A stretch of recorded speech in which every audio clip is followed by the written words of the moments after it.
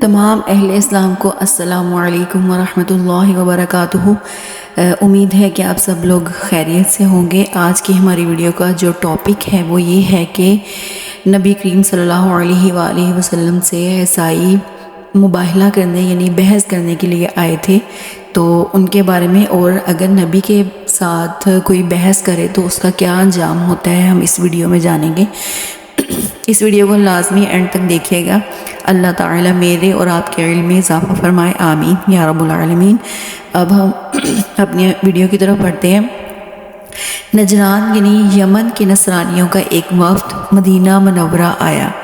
یہ 14 آدمیوں کی جماعت تھی جو سب کے سب نجران کے اشراف تھے، اور اس وفد کی قیادت کرنے والے 3 شخص تھے۔ ابو حارثہ بن علقمہ جو عیسائیوں کا پوپ تھا، اہیب جو ان لوگوں کا سردار اعظم تھا، عبد المسیح جو سردار اعظم کا نائب تھا اور عاقب کہلاتا تھا۔ یہ سب نمائندے نہایت قیمتی اور نفیس لباس پہن کر عصر کے بعد مسجد نبوی میں داخل ہوئے اور اپنے قبلہ کی طرف منہ کر کے اپنی نماز ادا کی۔ پھر ابو حارثہ اور ایک دوسرا شخص دونوں حضور نبی کریم صلی اللہ علیہ وآلہ وسلم کی خدمت میں حاضر ہوئے، اور آپ نے نہایت کریمانہ لہجے میں ان دونوں سے گفتگو فرمائی اور حسب ذیل مکالمہ ہوا۔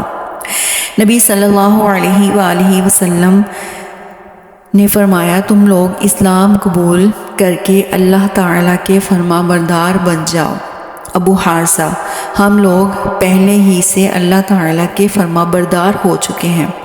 نبی صلی اللہ علیہ وآلہ وسلم، تم لوگوں کا یہ کہنا صحیح نہیں، کیونکہ تم لوگ صلیب کی پرستش کرتے ہو اور اللہ تعالیٰ کے لیے بیٹا بتاتے ہو اور خنزیر کھاتے ہو۔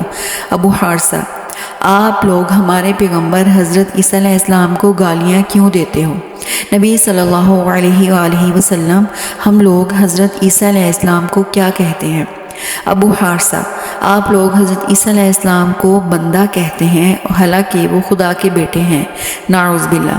نبی صلی اللہ علیہ وآلہ وسلم، ہاں، ہم یہ کہتے ہیں کہ حضرت عیسیٰ علیہ السلام اللہ کے بندے اور اس کے رسول ہیں، اور جو کنواری مریم کے شکم سے بغیر باپ کے اللہ تعالیٰ کے حکم سے پیدا ہوئے۔ ابو حارثہ، کیا کوئی انسان بغیر باپ کے پیدا ہو سکتا ہے؟ جب آپ لوگ یہ مانتے ہیں کہ کوئی انسان حضرت عیسیٰ علیہ السلام کا باپ نہیں، تو پھر آپ لوگوں کو یہ ماننا پڑے گا کہ ان کا باپ اللہ تعالیٰ ہے۔ نبی صلی اللہ علیہ وآلہ وسلم، اگر کسی کا باپ انسان نہ ہو تو اس سے یہ لازم نہیں آتا کہ اس کا باپ اللہ ہی ہے۔ اللہ تعالیٰ اگر چاہے تو بغیر باپ کے بھی آدمی پیدا ہو سکتا ہے۔ دیکھو، حضرت آدم علیہ السلام کو تو بغیر ماں باپ کے اللہ تعالیٰ نے مٹی سے پیدا فرما دیا۔ اگر اس نے حضرت عیسیٰ علیہ السلام کو بغیر باپ کے پیدا کر دیا تو اس میں تعجب کی کون سی بات ہے؟ حضور علیہ السلام کے اس پیغمبرانہ طرز استدلال اور حکیمانہ گفتگو سے چاہیے تو یہ تھا کہ وفد اپنی نصرانیت کو چھوڑ کر دامن اسلام میں آ جاتا، مگر ان لوگوں نے حضور صلی اللہ علیہ وآلہ وسلم سے جھگڑا شروع کر دیا، یہاں تک کہ بحث و تکرار کا سلسلہ بہت دراز ہو گیا۔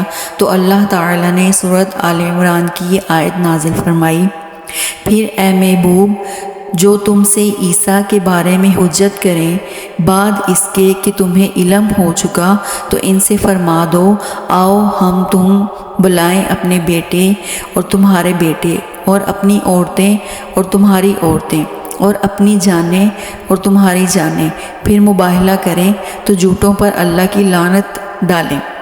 قرآن کی اس دعوت مباہلہ کو ابو حارثہ نے منظور کر لیا اور طے پایا کہ کل صبح کے نکل کر میدان میں مباہلہ کریں گے۔ لیکن ابو حارثہ نصرانیوں کے پاس پہنچا تو اس نے اپنے آدمیوں سے کہا کہ اے میری قوم، تم لوگوں نے اچھی طرح جان لیا اور پہچان لیا کہ محمد صلی اللہ علیہ وآلہ وسلم نبی آخری الزماں ہے، اور جو خوب یاد رکھو کہ جو قوم کسی نبی برحق کے ساتھ مباہلہ کرتی ہے اس قوم کے چھوٹے بڑے سب ہلاک ہو جاتے ہیں، اس لیے بہتر یہی ہے کہ ان سے صلح کر کے اپنے وطن کو واپس چلے چلو اور ہرگز ان سے مباہلہ نہ کرو۔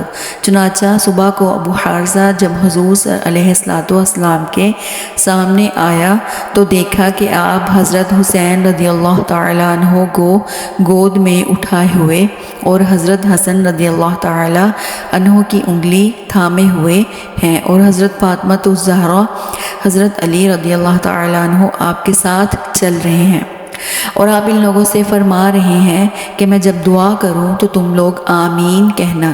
یہ منظر دیکھ کر ابو حارثہ خوف سے کانپ اٹھا اور کہنے لگا کہ اے گروہ نصارہ، میں ایسے چہروں کو دیکھ رہا ہوں کہ اگر اللہ تعالیٰ ان چہروں کی بدولت پہاڑ بھی اپنی جگہ سے ہٹ کر چل پڑے گا، اللہ تعالیٰ چاہے تو۔